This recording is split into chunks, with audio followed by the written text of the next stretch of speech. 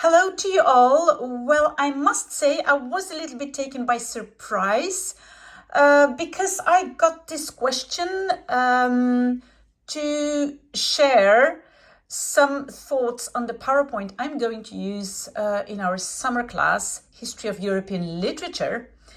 Now, well, you know that the link to the PowerPoint, it is posted on the platform of your college.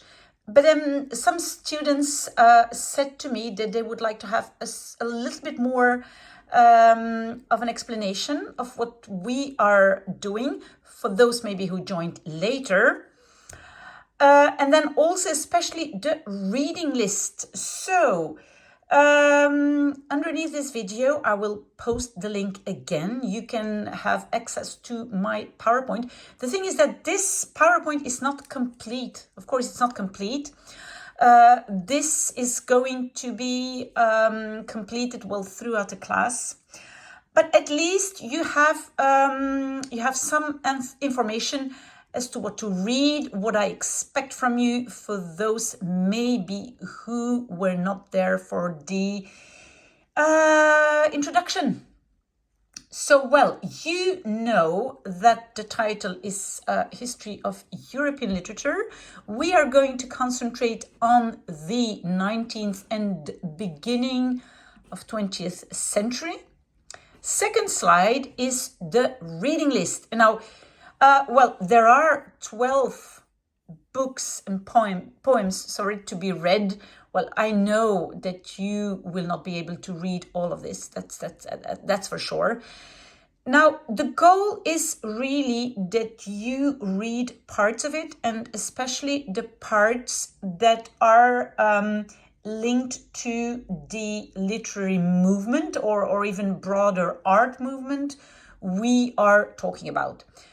So I will specify later, but so this is the reading list. You might have read some of those books before.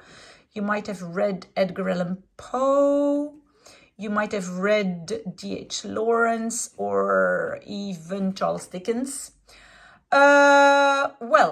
So let's go to the first slide, or no, it's a third slide, but this is the first art movement, Sturm und Drang.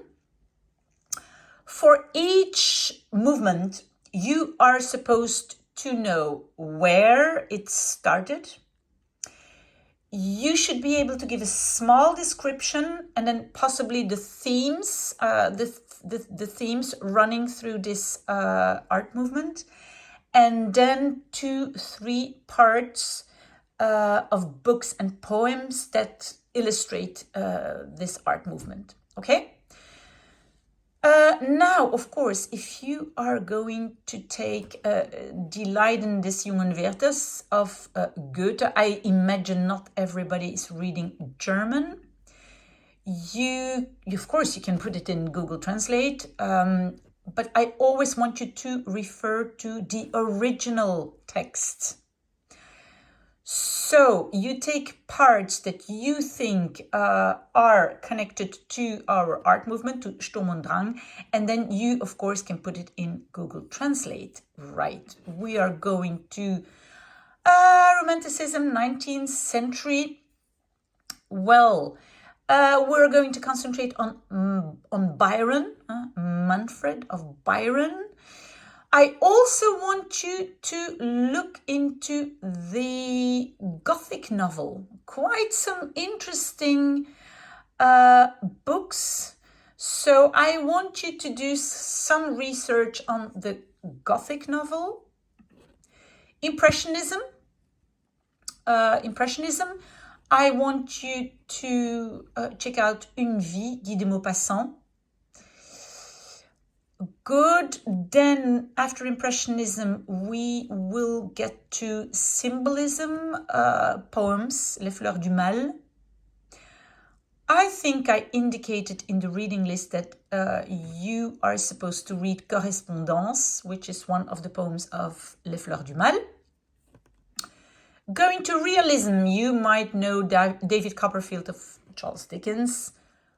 We're going to Naturalism, Germinal, Zola. Okay, so if you do not read French fluently, you can take parts, put them in the Google Translate, no problem, but I want you to refer to the original text. And then we're going to modernism avant-garde, which is rather towards the 20th century. We will start with expressionism, going to Dadaism. This is a poem. Well, you will see that the language, I let you discover this poem without saying anything for the moment. Going to Surrealism. This is a Dutch